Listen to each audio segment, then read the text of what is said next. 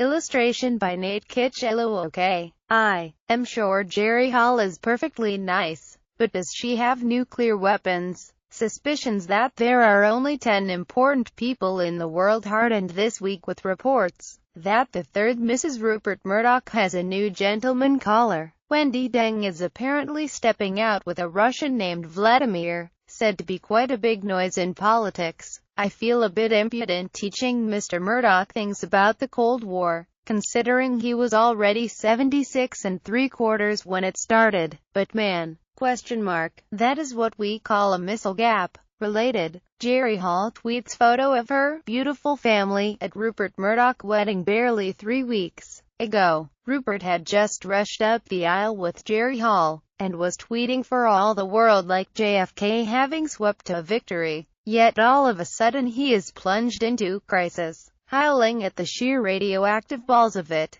as his old adversary sees his Polaris missile, and raises him a Tsar Bomba. But first to what we know. Pictures taken in the Caribbean show Wendi Deng holidaying aboard the yacht of Roman Abramovich, and come with a side order of untried intelligence suggesting she and the Russian president are now an item. Is it true? Well, it has yet to be confirmed in either Mr. Murdoch's or Mr. Putin's media outlets, but it certainly has what Private Eye always called the ring of truth, which as far as this column is concerned is perfectly sufficient to permit a few hundred words of facetious speculation on the matter. But please address the usual complaints to one or other of the media lens, Michael White, who devote themselves to handling my correspondence. What seems increasingly clear is that Murdoch and Deng are now involved in a romantic arms race, even more sensationally epic than the training montage in Rocky IV. Wendi as Drago,